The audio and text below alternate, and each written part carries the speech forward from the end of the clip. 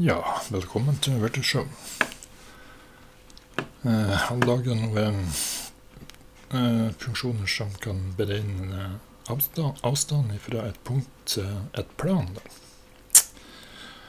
Og når vi snakker om plan her i den betydningen, så snakker vi om en plan som liksom er uendelig.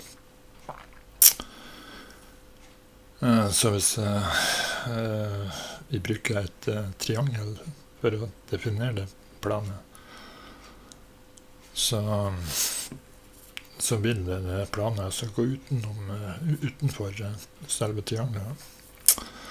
Det vil altså nærmest være uendelig stort. Men vi kan se litt på dette i praksis. Så vi tegner bare opp et triangel der.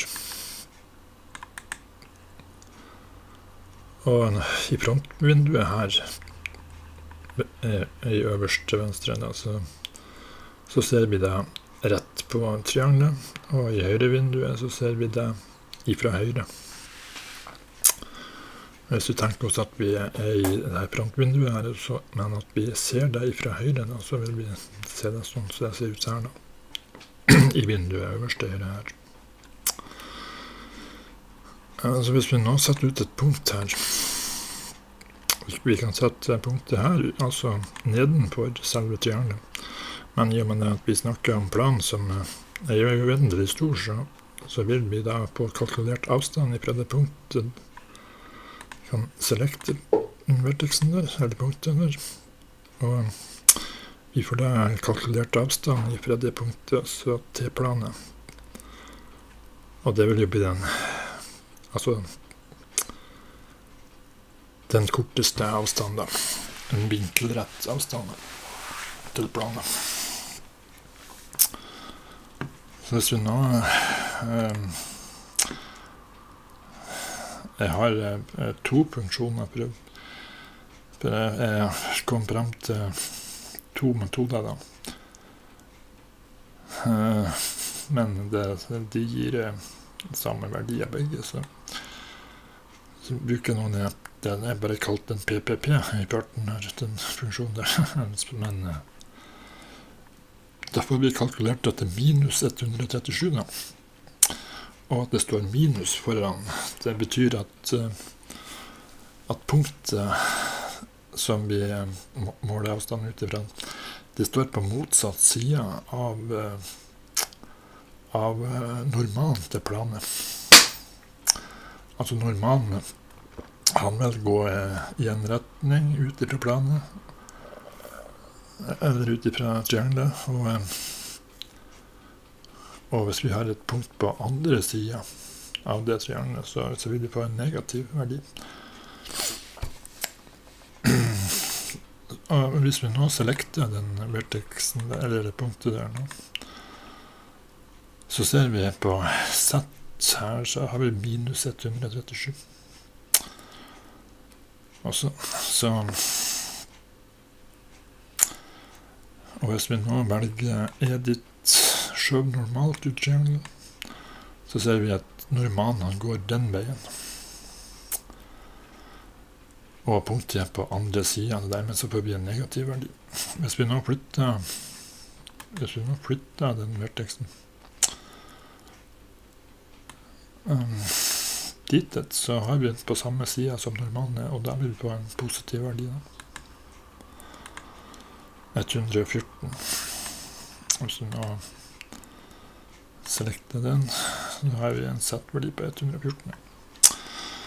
Nå har vi jo tegnet dette triangelet i parallelt med koordinatene i koordinatsystemet, så dermed så kan vi bare se på koordinatene i hva slags verdier de har, for å se det også. Men nå kan vi jo rotere planet litt.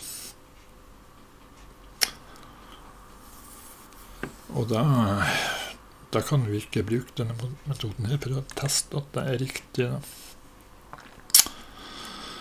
Men vi kan gjøre en annen test på det. Vi kan rotere et triangel, og så deler vi det triangelet inn i 3 deler. Da får vi et midtpunkt som nøyaktig midt på planet, da. Eller midt på triangelet. Og så kan vi, nå har jeg laget en ny funksjon som kan flytte et punkt eller et face, flytte langs normalen til et face som vi velger, da. Så vi kan bruke den funksjonen, nye funksjonen jeg lager her nå, til å teste det ut og se om at det stemmer da, hvis vi roterer triangelen. Så jeg går bare i gang og tegner opp et nytt triangel her. Og så går vi på rotate, og så kan vi rotere det for eksempel 10 grader rundt X. Kan vi rotere det 10 grader rundt Y, og 10 grader rundt Z. Ja, vi kan ta 10 grader til rundt Z, og så 10 grader til rundt Y. Sånn. Ja, ta 10 grader til om X også. Sånn. Og hvis vi nå deler dette facet inn i subdivide 3, så får vi lage et punkt midt på triangelet. Hvis vi nå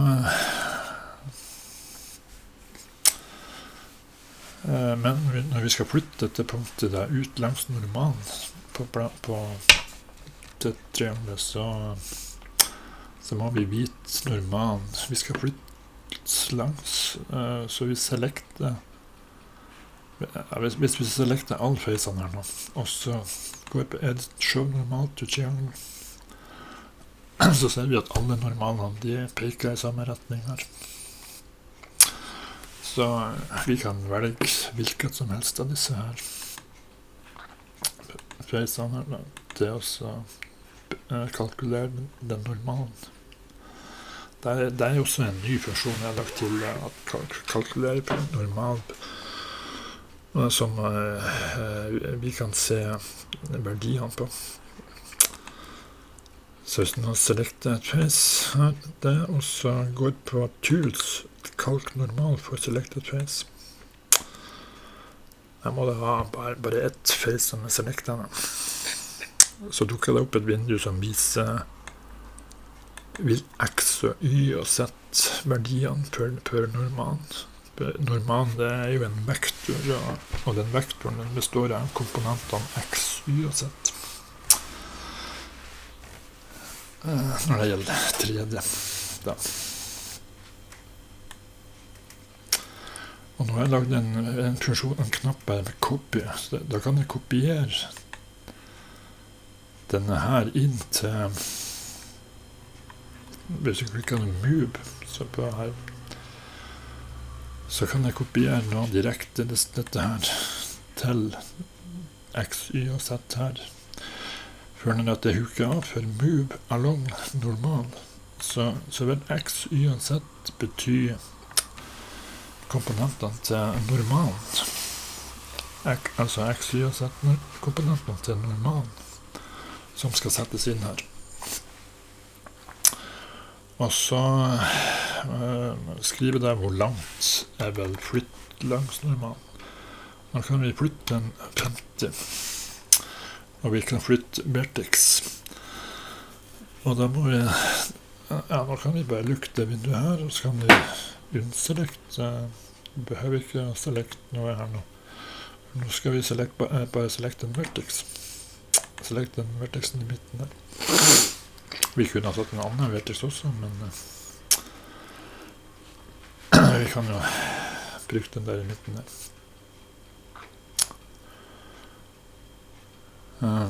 Og så går vi på vertices, og så duplicate selected vertices, så får vi en kopi av den. Da hvis vi nå går på move igjen, og så huker jeg for vertex, og så nå har vi allerede fått inn verdiene for X, Y og Z komponentene på normal.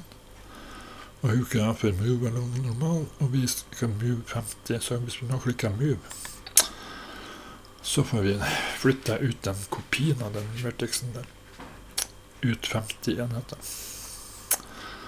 Så nå kan vi teste den distansefunksjonen,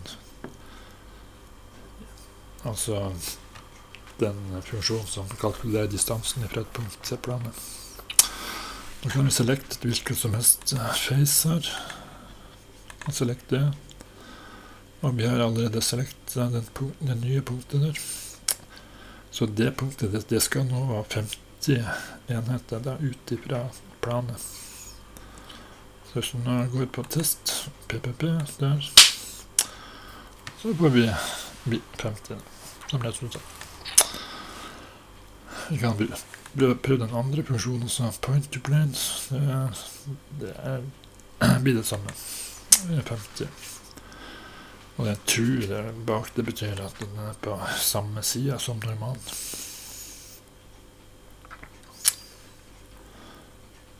Så show normal, ja, den peker ut der.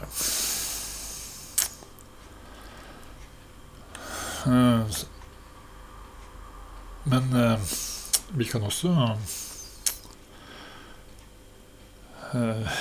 hvis vi nå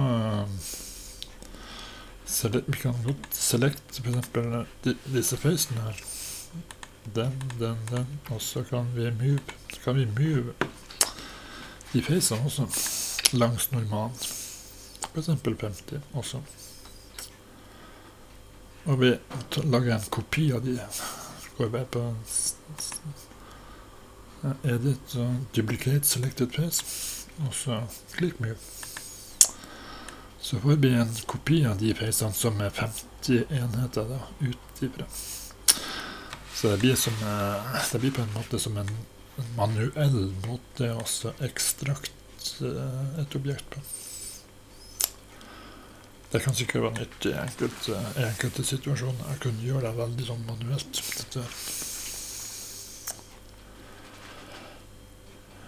Så for eksempel, jeg kan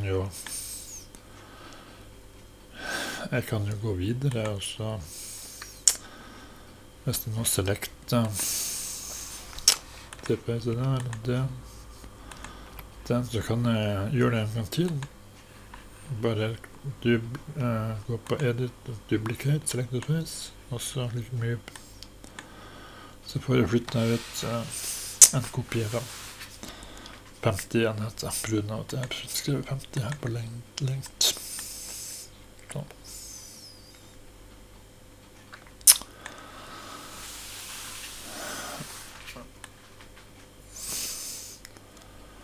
Så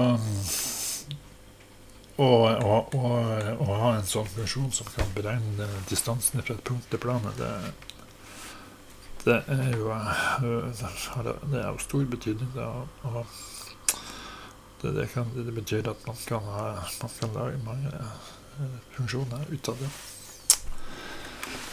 Så det er veldig bra da, å ha muligheten for.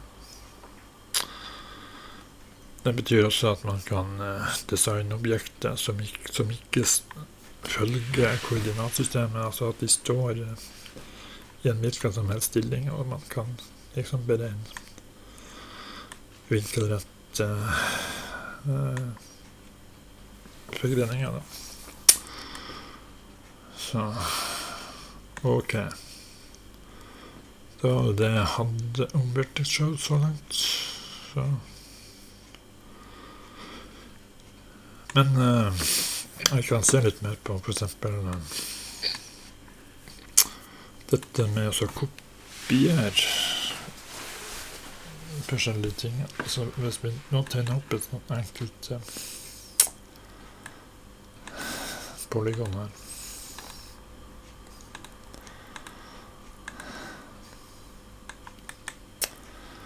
så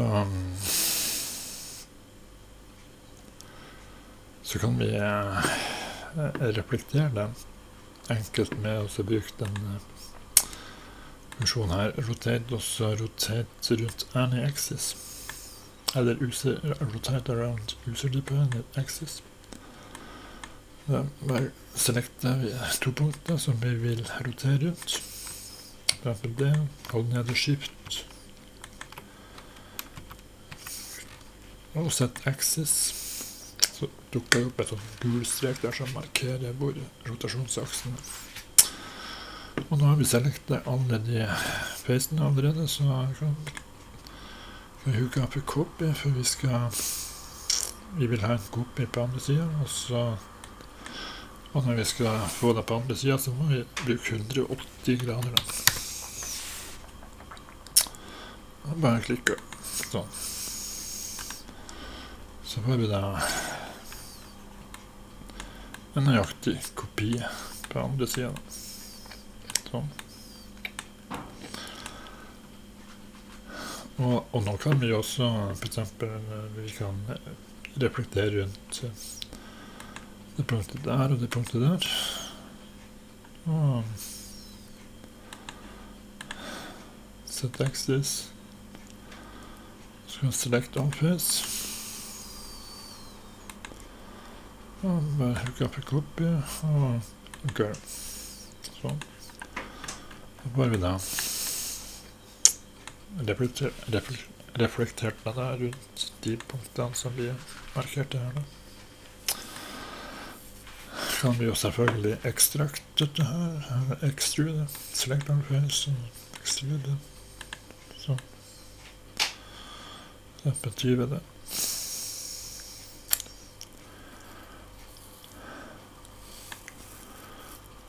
Og vi kan undo den og hooke for delete search. Så får vi da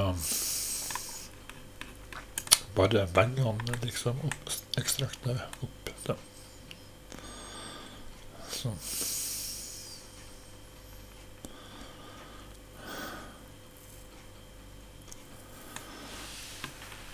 Ok. Det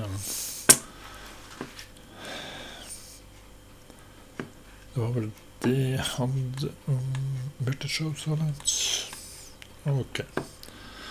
Thank you for watching.